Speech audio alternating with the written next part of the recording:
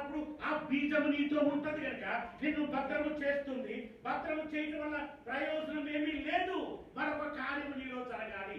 ఆ కార్యం ఏమనగా ఎఫెసీయులకు రాస్తూ 1:11 ఆత్మ గురించి మీరును సత్యవాక్యమును అనగా రక్షణ సువార్తను విని క్రీస్తునందు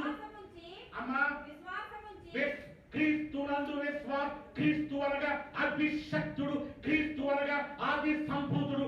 యేసుని పిలవబడి ఉన్నాడు కానీ ఆయన ఇంకా క్రీస్తు స్థానంలో లేడు. ఆయన క్రీస్తు స్థానంలోకి ఎప్పుడు వెళ్ళాడు అంటే ఆయన మరణించి తిరిగి లేచి పునరుత్థానమైనప్పుడు ఆయన క్రీస్తుగా మారాడు. నువ్వు క్రీస్తు అయితే చెప్పు అన్నారు. ఆయన క్రీస్తు కాదు, ఆయన యేసు. యేసు అని పేరు పెట్టబడినటువంటి ఇమ్మానుయేలు శరీరము ధరించి వచ్చి యేసుగా పిలువబడుతున్నాడు. అభిషక్తుడుగా క్రీస్తుగా ఇంకా మారలేదు. ఇక్కడ చెప్తున్నాడు ఏమో చూడండి. క్రీస్తు చదవమ్మా. క్రీస్తునందు విశ్వాసం ఉంచి వాగ్దానము చేయబడిన ఆత్మ చేత ముద్రింపబడితిరి. మీరు ఆత్మ చేత ముద్రింపబడి ఉన్నారు. మీరు ఆయన ఆత్మ ఉన్నది, మీరు ఆయన వాక్యం ఉన్నది, మీరు ఆయన బీజం ఉన్నది కనుక మీరు పాపము చేయజాలరు. ఆమేన్. మీరు ధన్యులు, మీ లోకమును జయించిన వారు. ఎందుకనగా ఆయన ఆత్మను కలిగి ఉన్నారు. ఈ లోకమును జయించినటువంటి ఒకే ఒక ఆయన ఉన్నాడు. ఆయనే యేసు క్రీస్తు. యేసు క్రీస్తు ఆత్మను నువ్వు కలిగి ఉన్నావు కనుక నీవు జయించడం. హల్లెలూయా. నువ్వు ధన్యుడవై ఉన్నావు. నువ్వు ధన్యుడవై ఉన్నావు. నువ్వు ధన్యుడవై ఉన్నావన్నది నీకు నీవే వాక్యము ద్వారా నువ్వు గుర్తించాలి. నువ్వు పరలోకములకు వెళ్ళగలవో లేదో వాక్యము ద్వారా నువ్వు గుర్తించాలి. నువ్వు నీతిమంతుడిగా ఉన్నావో లేదో వాక్యము ద్వారా గుర్తించాలి. నువ్వు దేవునికి సంబంధిగా ఉన్నావో లేదో వాక్యము ద్వారా గుర్తించాలి. నీవు 5 అధ్యాయాలు 10 అధ్యాయాలు 10 ప్రసంగాలు 15 సార్లు ప్రార్థించడం వల్ల కార్యము జరగదు. కానీ నీలో బీజము ఉండాలి. ఆమేన్. నీలో బీజం లేకుండా కార్యము జరగదు. నీలో ఆయన ఆత్మ లేకుండా కార్యము జరగదు. ఆయన వాక్యము ఖచ్చితంగా నీలో ఉండాలి. ఎటువంటి ఆ వాక్యము ధన్యులు ధన్యులు ధన్యులు ఎంత బాగుంది. ధన్యులు ధన్యులు ధన్యులు అని చెప్పాడు. ధన్యుల కొండ మీద, ఆ కొనుగోత కొండ మీద ఏ ధన్యులము ధన్యులము ధన్యులము ధన్యులము అని చెప్పినాడు. అదే ధన్యత చూపించినటువంటి యేసు క్రీస్తు ఆ గొలియాత కొండ మీద నీ నిమిత్తము నా నిమిత్తము ఆయన బలి అయి ఉన్నాడు. అందుని బట్టి మనం ధన్యులం. ఆమేన్. కనుక మీరు భద్రపరచబడినటువంటి వారిగా ఉన్నారు. నీళ్ళు కూడా పెట్టండి. ఉన్నాయా? ముద్రించబడిన వారిగా ఉన్నారు. ఒక్కసారి ముద్రించబడి భద్రము చేయబడినట్లయితే వారిని ఎవరు తాకలేరు. కారణమేమనగా మీరు యేసు రక్తమనే ముద్రను కలిగి ఉన్నారు. ఆమేన్. ఆ రక్తము ఊట వలె ప్రవహిస్తూ ఉన్నది. ధన్యులవడానికి ఆయన కారకుడుగా నీకు నిలబడి ఉన్నాడు. అయితే ఆత్మలో ఎదగడానికి నువ్వు చేయవలసిన కార్యాలు ఉన్నవి. ప్రియ దేవుని సంగమా, చూడండి చూడండి. గలతీయులకు రాస్తూ 5వ అధ్యాయము 22 నుండి 24 వరకు ఆ యొక్క లక్షణాలు కొన్ని చూపిస్తాడు మనకి. ఆత్మ ఫలములు బీజములు మంచిదే. మంచి వృక్షముగా ఉన్నావు, మంచిదే. నీలో ఫలాలు ఉన్నాయా? ఫలాల గురించి కొన్ని విషయాలు చెప్పాలమ్మా. తర్వాత వాక్యం చదువుగా రెడీగా ఉండు. ప్రియ దేవుని బిడ్డ, నువ్వు కనుక నాటబడినటువంటి విత్తనముగా ఉన్నట్లయితే నీవు కేవలము 6 అడుగుల మట్టి మాత్రమే. అది నిజం. నీకు తెలుసా? నువ్వు 6 అడుగుల కనిపించే మట్టివి. నువ్వు ఎప్పటికైనా మట్టివే. నువ్వు ఆత్మస్వరూపివి కాదు. ఆత్మ నీలోనికి వచ్చింది కనుక నీకు విలువ పెరిగినది. మట్టివే, 6 అడుగుల మట్టివి. నువ్వు వృక్షమే, కాయలు లేని వృక్షము. నువ్వు చాలా గొప్పగా సంఘంలో ప్రదర్శించబడి ఉన్నావు. నిన్ను చూసిన వారందరూ కూడా ధన్యుడు ధన్యుడు ధన్యుడు, దీవించబడిన వాడు, వాక్యమైన వాడు, మంచి బోధకుడు, మంచి ప్రసంగికుడు, మంచి సంఘంలో కట్టాడు, మంచి కాపుదారు అనుకుంటున్నాం. అభివృద్ధిలో ఉన్నాడు. ఆత్మ అభివృద్ధి లేదు. హల్లెలూయా. ఏంటి లక్షణాలు? ఏంటో ఒకసారి చూడు. ప్రేమ, సంతోషం, సమాధానం, దీర్ఘశాంతం, దయాలత్వం, మంచితనం, విశ్వాసం, స్వాతికం, ఆశా నిగ్రహం. ఇవి ఫలాలు. ఈ ఫలాల్లో ఏ ఫలమైనా మీకుందా? ఒక్క ఫలమున్న ఆయన దగ్గర రావడానికి ఇష్టపడుతున్నాడు. హల్లెలూయా. ఒక్క ఫలమున్న ఆయన నీకు కొద్దిగా నీరు నేయగలడు. ఆయన జీవ ఊటను నీ మీద కుమరించగలడు. కాదు మిమ్మల్ని మిగిలిన కూడా ఫలించడానికి, నేను అభివృద్ధి పెట్టడానికి ఆయన ఆలోచిస్తున్నాడు. హల్లెలూయా, హల్లెలూయా. క్రైస్తవుడు దేవుని వాక్యముతో సరిపోయే పోలిక కలిగి ఉండాలి. వాక్యానికి పోలిక మన కరెక్ట్గా సరిపోవాలి. ఆ వాక్యానికి మనం సరిపోకపోతే, ఆ వాక్యం మనకు వ్యతిరేకంగా ఉంటే, ఆ వాక్యానికి మనం అనుగుణంగా లేకపోతే మనం అంజులమే. వాక్యము మనకు సరిపోవాలి. ఆ వాక్యం దగ్గర మన పేరు రాసుకోవాలి. ఆ వాక్యము నా నిమిత్తమే రాయబడిందని మనం గమనించాలి. కారణం ఏమనగా భక్తము చేయబడి ముద్రించబడినటువంటి ధన్యుడవు నీవు. దేవుని చేత బోధించబడినటువంటి వాడు నీవు.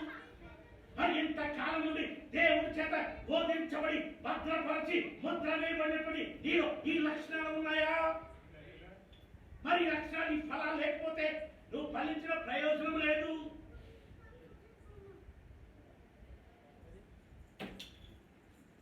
ప్రియ దేవుని బిడ్డ, ప్రియ దేవుని బిడ్డ, ఆయన నీ పట్ల ఏ కార్యము చేయాలనుకుంటున్నాడో చూడు. నువ్వు భూమిలో నాటబడ్డట్టుగా ఈ లోకంలో నువ్వు నాటబడి ఉన్నావు. నువ్వు నాటేది ఎందుకో తెలుసా? దాని నుండి ఫలములు కోరి నిన్ను లోకానికి ఎందుకు పంపించాడో తెలుసా? ఆయన ఫలములు ఇవ్వాలని, నువ్వు ఫలించే వృక్షంగా ఉండాలని కోరుతున్నాడు. అయితే నువ్వు భూమిలోకి వెళ్ళి, ఆ బీజముగా భూమిలోకి వెళ్ళి ఈ లోక సంబంధంగా నువ్వు మరణించాలి. లోక సంబంధంగా నువ్వు మరణించినప్పుడు నువ్వు చిగురిస్తావు. నువ్వు చిగురించాలి అంటే చెమ్మ నీకు కలిగి ఉండాలి. విశ్వాసం అనే చెమ్మ నీకు కలిగి ఉండాలి. విశ్వాసము కలిగి ఉండాలి. యెహోవా యందు ఆ సంతోషించే చెమ్మ నీకు కావాలి. చెమ్మ ఉంటే సరిపోదు, నీరు కూడా కావాలి. ఆ నీరు పీల్చుకోవాలి. చదువు చదువు సుధాకర్, చదువు చదువు చదువు చదువు అనే డిగ్రీలు తీసుకున్నాడు. ఇప్పుడు సంఘంలో తాగు తాగు, వాక్యమును తాగు తాగు, వాక్యమును తిను తిను, వాక్యమును తాగు తాగు. నువ్వు తాగాలి, వాక్యమైపోవాలి నువ్వు. హల్లెలూయా, హల్లెలూయా. భూమిలో ప్రేమను పీల్చుకోవాలి, నీటిని తాగాలి. అప్పుడు తాగినప్పుడు ప్రారంభమవుతుంది నీలో నుంచి ఒక విడుదల ప్రారంభం. నీ నుండి ఆకులు, నీ నుండి ఆ యొక్క మరి కాయలు, నీ నుండి ఆ యొక్క మరి చక్కని మరి సుందరమైనటువంటి ఆ పువ్వులు ఎప్పుడు వస్తాయో తెలుసా? నువ్వు చెమ్మ కలిగి ఉండాలి, సంఘమును కలిగి ఉండాలి, నీరు కలిగి ఉండాలి, వాక్యమును కలిగి ఉండాలి, వాక్యమును త్రాగేగా ఉండాలి, వాక్యమును తీసుకునేదానిగా ఉండాలి. నువ్వు వాక్యము తీసుకుని ఊసేటట్టుగా ఉండకూడదు. వినువారుగా ఉండి మిమ్మల్ని మీరు మోసపుచ్చుకోకూడదు. వెన్నది వెన్నది వెన్నట్టుగా చెయ్యాలి. ఆమేన్. వెన్నది వెన్నట్టుగా మీ కార్యములు చూపించాలి. ఆమేన్. వెన్నది వెన్నట్టుగా నువ్వు మారిపోవాలి. ఆమేన్. నువ్వు వెళ్తుంటే వాక్యముగా ఉండాలి. ఆమేన్. నువ్వు వెళ్తున్నావా? అప్పుడు పుష్పిస్తావు. వృక్షం యాపిల్, దానిమ్మ, ఖర్జూర. కారణం ఏమనగా చెమ్మను కలిగి ఉన్నావు, నీరుని కలిగి ఉన్నావు, విశ్వాసము కలిగి ఉన్నావు, వాక్యమును కలిగి ఉన్నావు. ఎదుగుదల నీకుంది. నీలోంచి తండ్రుకుని వస్తున్నాయి ఆకులు, నీలోంచి తండ్రుకుని వస్తున్నాయి చక్కటి అందమైన పువ్వులు, నీలోంచి తండ్రుకుని వస్తున్నాయి కాయలు. నువ్వు చూడటానికి చాలా అందంగా ఉన్నావు, అందరికి ఆహారముగా ఉన్నావు, ఆకర్షణీయముగా ఉన్నావు, ఆరోగ్యవంతముగా ఉన్నావు. నీ ఫలమును తినటం వల్ల ఆరోగ్యము కలుగుతున్నది, నీ ఆకులు తినటం వల్ల ఆరోగ్యము కలుగుతున్నది, నీ నీడను పొందడం వల్ల ఆరోగ్యము కలుగుతున్నది. నీ వల్ల సంఘము ఆశీర్వదించబడుతుంది, నీ వల్ల కుటుంబం ఆశీర్వదించబడుతుంది, నీ వల్ల ఊరు ఆశీర్వదించబడుతుంది, నీ వల్ల ప్రతి కార్యము జరుగుతుంది. ఆయనకు ఘనత వస్తుంది. ఆమేన్. మన జీవిత యాత్రలో మనం క్రీస్తు యేసులో నాటబడిన వారిగా ఉండాలి. క్రీస్తు నామము ద్వారా ఈ లోకంలో నేను వచ్చి ఉన్నాను. ఆమేన్. నేను క్రీస్తుకు సంబంధించిన వ్యక్తిని. నేను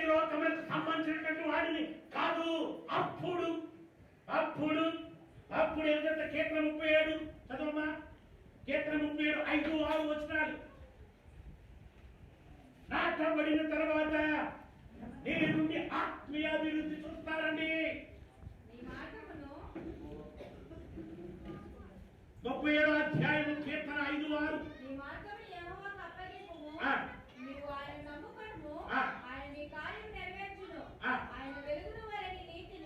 ఆయన వెలుగు వలె నీ నీతిని. ఒక్క నిమిషం, నీతి గురించి మాట్లాడుకున్నాం మనం. ఆ ధన్యుల పండ మీద ఏం చెప్పాడు నీతి గురించి?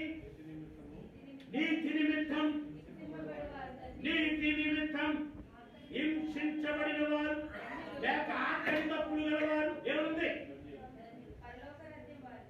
నీతి నిమిత్తం అడుగుతున్నాను నేను. నీతి నిమిత్తం ఆకలి తప్పులు. ఇక్కడ ఎవరైనా సరే దేనికైనా సరే కార్యాలు చేసేదో తెలుసా? పొట్ట కోసమే, కూటి గుడ్డు కోసమే.